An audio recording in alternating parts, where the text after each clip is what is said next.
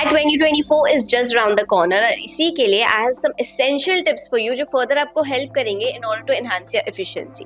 The first and the foremost is to aim for precision. Now what I mean by that is कि आपको अपनी accuracy पे ध्यान देना है and not on your attempt. See अभी तक आपका सिलेबस, कोर्स, रिविजन सब हो गया होगा। Now you have to ensure कि आप जो भी मॉक्स दे रहे हैं आप ये टारगेट नहीं करें कि मैं एक दिन में कितने मॉक्स कर रहा हूँ या एक हफ्ते में कितने मॉक्स कर रही हूँ।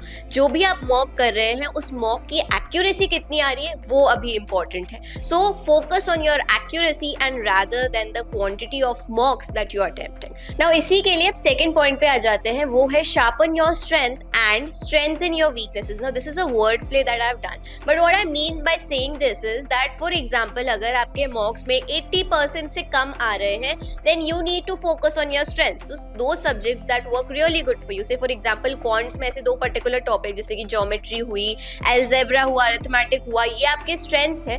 Focus on that, ensure sectional test ले एंड उनमें मार्क्स पूरे आए। This way you can focus on your strengths. Now और अगर आपके 80% से ज्यादा मार्क्स आ रहे हैं then you need to focus on your weaknesses, यानी कि वो वीक एरियाज जो अभी तक आप ओवरलुक करते आए थे in order to make sure कि आपकी स्ट्रेंथ्स जो है आप उन पे काम कर सके। अब टाइम आ गया है to focus on your weaknesses and this way आप ये देख सकते हैं कि आपके जो मॉक स्कोर्स है वो एफिशिएंटली इंक्रीज होंगे।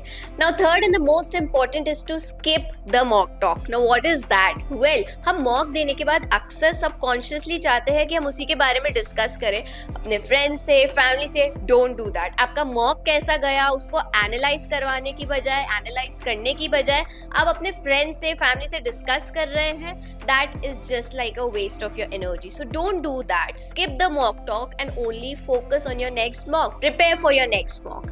Now, last and the most important is to work on your inner clock. What I mean by that is to work on a timetable and stick to it. For example, you're waking up at a particular time and you're sleeping at a particular time. You're eating lunch at a particular time, eating dinner at a particular time. Ensure ये आप सारी चीजें हर दिन same time पे कर रहे हैं। This also brings us to the other point that अभी जो भी आपको टाइम स्लॉट अलॉट हुआ है for example, like we all know there are 3 time slots for CAT exam and अगर आपको फॉर एग्जाम्पल टाइम स्लॉट मिला है 8:30 to 10:30, इंश्योर आप डेली मॉक्स अगर कर रहे हैं या जितने भी आप मॉक्स कर रहे हैं आप डेली उसी टाइम पे करें।